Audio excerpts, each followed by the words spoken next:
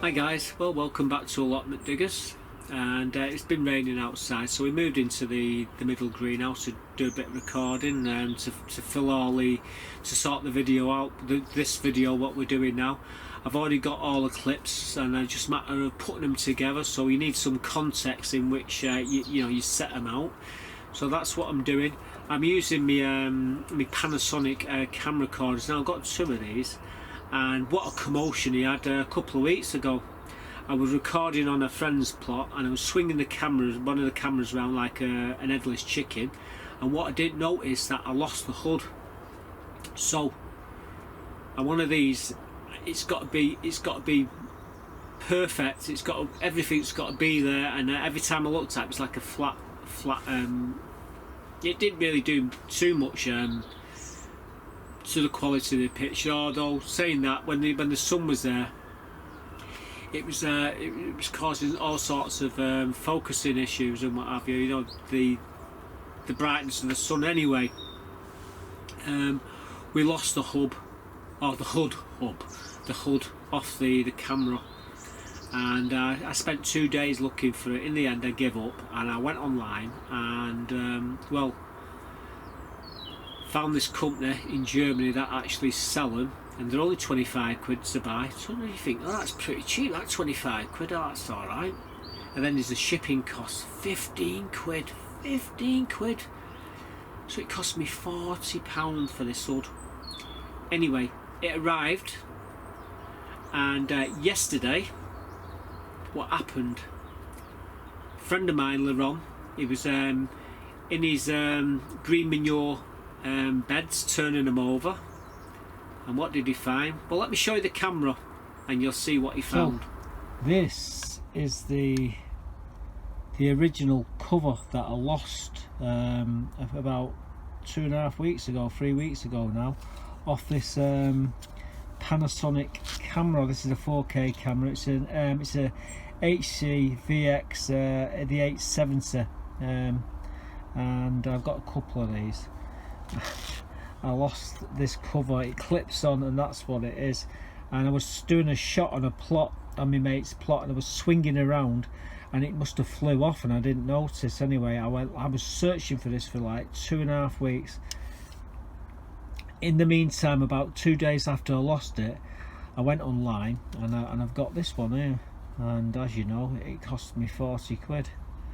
And then a couple of days ago, this turned up. My mate brought it over to me, said I found it. It was in my green manure, said it was just sticking out there. I said, well, I looked at that. He says, no, you must have looked properly. Anyway, he brought it over. I wish he brought it over a few weeks earlier. That would have saved me 40 quid. But yeah, I've got two of these, and can't believe it. Just typical that. But at least I'm glad I've got it back, and you never know, I might be able to use it some other time. I might lose that one, but yeah, we got 3 of them actually. We got 2 of them, a spare one for the 2 cameras now. So yeah, gutted. He actually found the cover. So I could have saved me 40 quid. I wouldn't have bought it, but I needed it, I wanted it, and I had to have it. So now I've got 3 of these, 2 on my cameras and a spare one. But unbelievable, it's so expensive for something like that. I think Sean uses the same camera. That's Sean of the Art channel. I think he uses the same camera. I will tell him though, he's got to be careful with the zoom and the autofocus. I have known on these Panasonic cameras there's a problem. I've actually had a couple of them back to whence they came to be sorted out, and yeah, when you zoomed in or you zoomed out, it just went blurred. It just wasn't focusing. Anyway, be warned. But I've got 2 of these, so you know, you use your tools what you got. And they're a good camera, I suppose. This one's recording in at the moment, I think it's 1080. I do use 4K when I'm doing the flowers and what have you, but at the moment it's doing 1080. I just heard someone fall somewhere. I don't know what the bloody noise is. We'll figure that out in a minute. But anyway, it's bit, what's the name, worrying that. Bum, bum, bum, bum. I don't know if you heard it. Never mind. I'm sure if there's someone out there, they'll come and let me know, like they always do, right in the middle of a video. But anyway, so there's the camera, and that was a problem he had. It's all taken care of now. You probably can just see at the side of me these beautiful dahlias. Now these dahlias are all top heavy. It'd been raining, and what happens, they get top heavy, then they flop over and they snap. These unfortunately have snapped, but they're absolutely awesome. And I've got them in this bowl here, and I've got them in my greenhouse. It's only me who can see these, okay? I grow them for myself. My missus is not particularly happy. She doesn't like them because of the earwigs. Earwigs love these. But I find if you get a bunch of them and you lie them on the floor for half an hour, all the earwigs will crawl out of them. So before you take them home, guys, lay them on your table, on your allotment, or wherever, and leave them for half an hour, and you'll find every single earwig will just leave the plant, or leave the flowers. If you don't do that, you take them home, you're going to see earwigs all over your kitchen floor, and it's not a good thing. But earwigs love these, and well, this is my favourite. This is truly the best dahlia. It's absolutely awesome. It's called the Misty Day. It is, honestly, there's not a single, I mean, well, swing the camera around here. This is a Doris Day. This is a beautiful, I've got bigger Doris, this is a small Doris. I've got them as big as me head, these Doris Days. Honestly, they're beautiful. You got all these, you got this one here's a cactus variety. This is another cactus. These are pom-poms, but not pom-poms, these are decorative ones, these. I have got a few pom-poms in here, let me have a look. There's a pom-pom there, a purple, and that one there, that's a pom-pom. And you see, I've got them in one of these bloody bottle things with water. But yeah, they're there. There's about 8 or 9 varieties of dahlias there. It's only I can see them, and I'm quite happy just for me to see them. But like I say, I thought I'd share that with you. But they are beautiful dahlias, and that's my passion. I love dahlias. In front of me, my allotments, I've got quite a few. I've even got a few around the back here. Now, it's coming up into autumn now. It's not far away. The first frost, every one of them, you're going to lose them all. It's the saddest. It tells me autumn's here. It's the saddest day of the year for me. That first frost, it wipes all your dahlias out. And then the next day when you come on, you've had to cut all your dahlias out, and the tears in your eyes cutting them out, and you look at your plot and it's empty. These fill the plot and the front, and you know, you come on and they're all gone, and then that's when you know autumn is here. But at the moment I've got them flowering, and some beautiful dahlias all over me, around my plot. But I have done a video just in case the weather takes a dive and I lose them all. So I'll show you. I might not necessarily show you that video, because in a week or two's time they might still all be here, and there's a lot of them just starting to open now. So fingers crossed they'll look even better in a couple of weeks' time. But I have took precautions, and I've recorded the ones what are up now, and they do look awesome. They really do. I mean, look at them. I mean, that is absolute. Oops, that is absolutely awesome. That one. It's my favourite of them all. Beautiful, it really is. Anyway, what else have we been doing? Well, you probably clocked the road, the grass road around the allotments, and back of the allotments especially. It's just one complete grass road. In the winter you're banned from driving on it because it becomes very slippy and you can get stuck in it. But you know, anything up to autumn you're fine. It's raining now, so it's not too bad. But as soon as the grass dies down and that you drive over it a few times, it becomes very hazardous. So we normally lock it off. However, I was looking at the grass yesterday, and it was not yesterday, a few days back, and it was really high, and it needed cutting. So I decided to bring my strimmer. I've got a little eco strimmer at home, and I've decided to, you've probably seen it in a few videos. I brought it down, and I got to work at Strimming the back of the road, so I've got a little clip here to show you me doing it. We speeded it up, I think about 1,000 times, so it looks like I was doing something. And you know, you get to see me doing a bit of music to it, and you'll get to see what it looked like on both sides of the car, because we did the other side as well. But here it comes, so have a look at this. Hi guys, well, don't know if you can see me from there, but got me little Strimmer with me today, and gonna do a bit of strimming behind me, doing the path so I can drive my car down it a little better.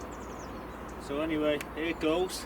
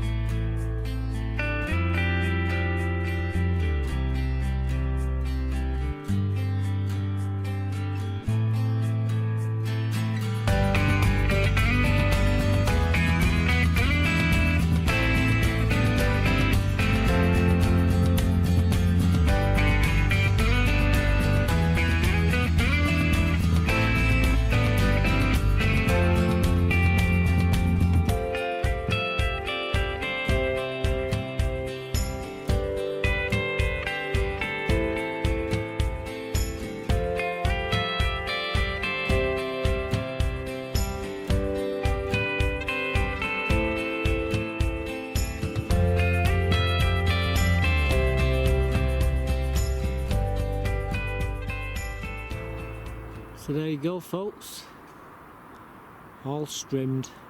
We did the sides as well, and done a pretty good job too. We've done the other side, so let me show you that side as well. So this is the other aspects of the back of the road.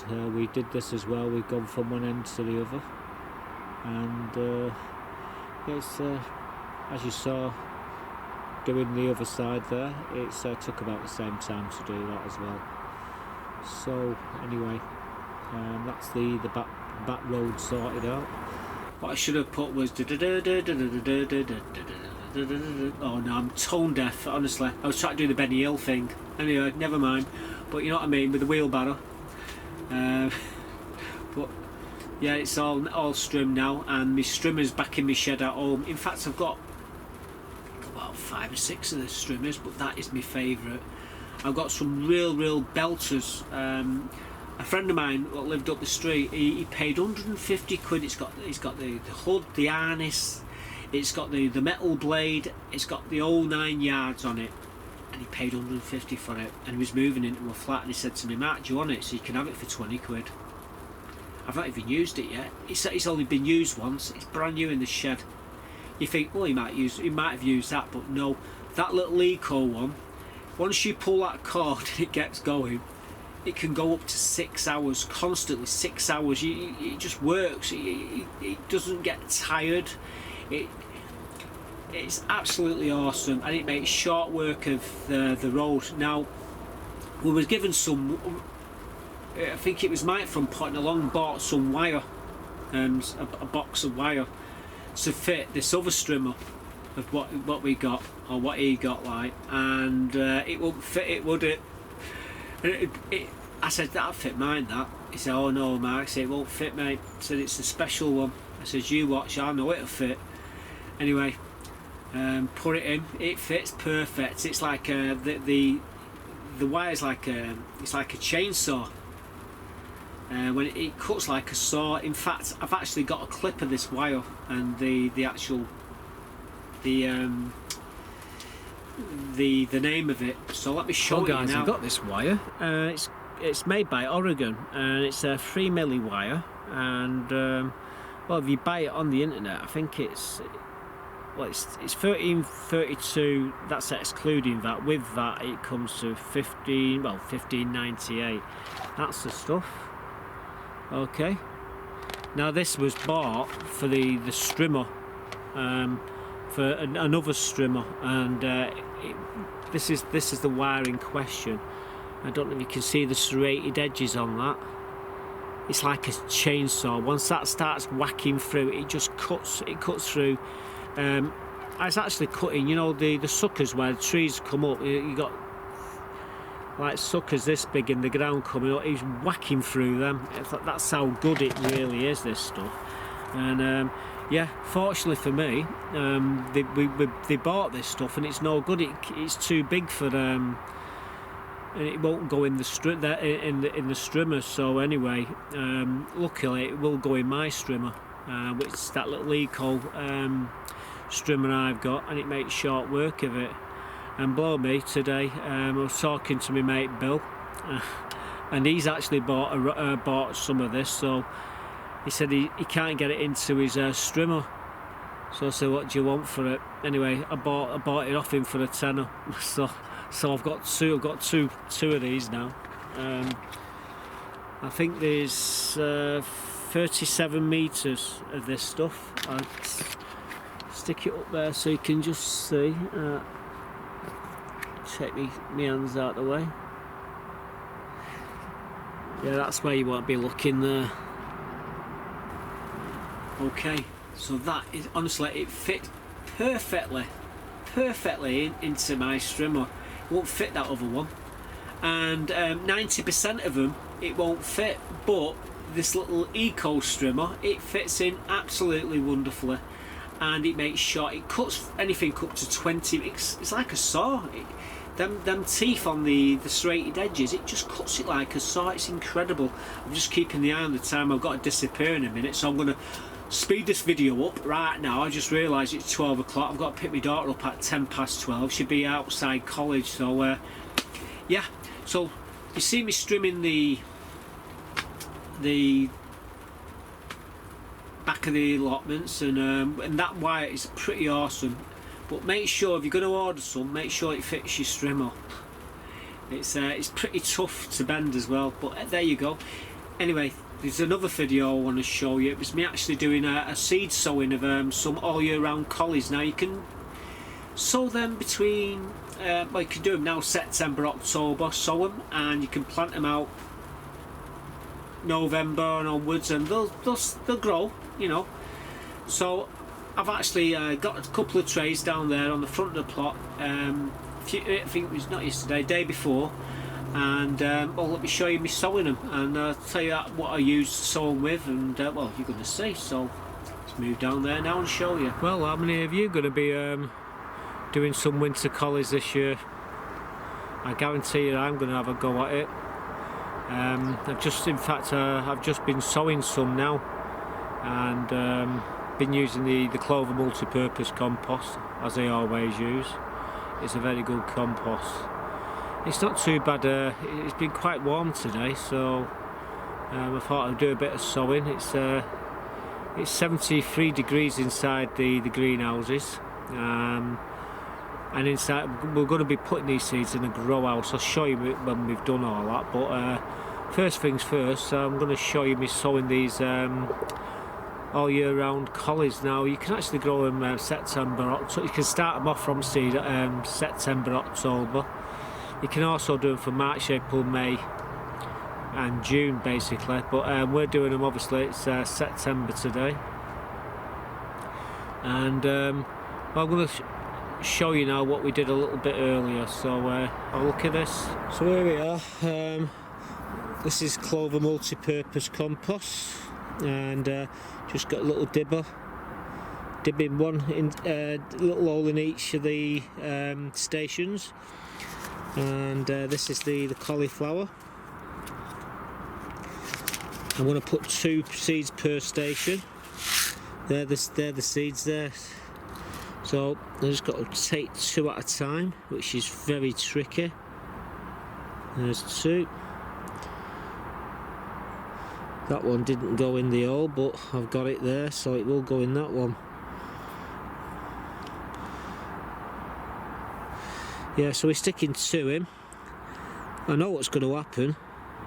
As always, they always germinate. The trouble is, I'm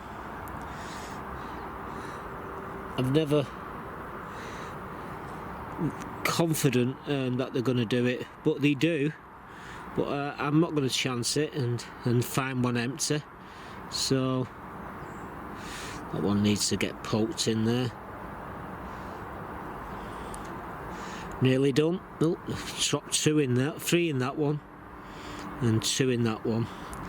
So I'm going to get all them seeds back in there. There you go. Every last one of them. So all we need to do now, where's that seed? There it is there. I'm just going to poke that in the hole. And then, using this tap water, been there for over a day, so all the chlorine's come out of it. What I'm doing now is directly watering the seed and the soil around it. You probably can see it collapsing around it, but what I will do is once I've done this, just quickly tap it down, tamp it down, so I know the seeds are definitely in contact with the compost. And it's the first one up is the one which won't be sacrificed. So we're just doing that. There's the label. Put the label in, and propagate a lid on it, and we're going to throw that into the coal framing. Into the grow house in the middle greenhouse. So there we go. We've actually done 2 trays. So there's 30 cells there, but we put 2 seeds in each. Never got the confidence to just put 1 seed in. I know if I put 1 seed in, none will come up. But put 2 in, you're guaranteed they're both going to come up. So we just take the dodgy one out at the end of the day, and we'll go with the stronger, so which is ever up first and looks the best. As I was saying, we've used the clover multi-purpose. We've used fresh drinking water, not rainwater, and it's been in the greenhouse for at least 24 hours. I actually did that yesterday before we even bothered start doing the seeds. That way the chlorine goes out the water. And as you saw there, we've actually used these little things with these like little hoses, like little watering cans. When you put the bottles on, you can get them from Wilco's. I think they're about 50p a piece, and they are pretty good for for watering the seeds when you first start to sow your plants. It's a great little device, that little nozzle. Anyway, put the propagator lid on it, obviously a label, the date. We never told you the date. The date's the 12th today, and well, we'll just have to wait and see when the seeds come up. It could be a couple of days, it might be a week. But the temperature's in the greenhouse, so let's take you down and just show you where we've put them. So let's take you into the greenhouse. This is where we've put the 2 trays of all year round collies in this little grow house there. The temperature, it was 73.2. But we opened the door and it's dropped down to 73. So this inside this grow house now, it'll keep that temperature right up there, and it'll take a few days for the germination to take place. And once it does, we'll be off and flying. We'll just pick the stronger one what comes up, and we'll get them planted out in about four weeks time, hopefully. Just a quick look at these Joe Longs, these Joe Super Longs are just starting to go red now. Big things them are. Got a few there. These just the leaves have gone off them now, but they're still ripening. So yeah, these are the last of the chilies. So let's get back up to where the coffee is. So there they are inside the grow house in the greenhouse, and they'll be fine. It's 73 degrees in there. It dropped 2.2 degrees while we had that door open, but you know, that's going to stay shut now.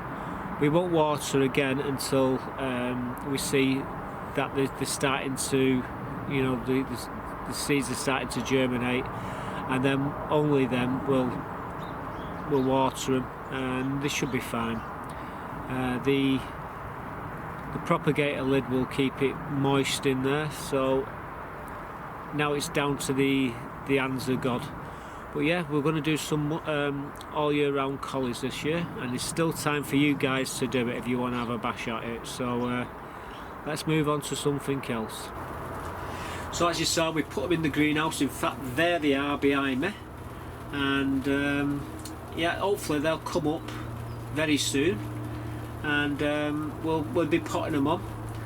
I've been doing a bit of harvesting of the crackerjack marigolds, and well, there's about 12 tops in there, and to think each one of these, that thing there, don't know if you can see it, that there is a seed, and there's literally thousands there, and then them big beautiful marigolds, which was well, I was impressed, I really was. I thought they only grow to 18 inches long. Wasn't I surprised when they was like not 18, 12 inches long? Wasn't I surprised when they grew to nearly a metre and a half long? Oh, incredible.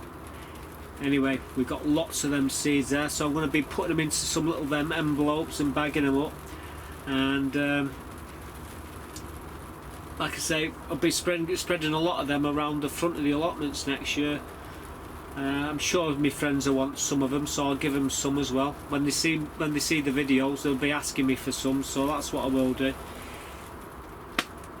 Anyway, I'm going to have to go and pick my daughter up, but we will be back. We've got lots more videos to show you, I assure you. I found a video, and I'll be showing you that in the next one. So that was a very good video, that, and I couldn't believe I lost it, but I have found it and I will share it with you.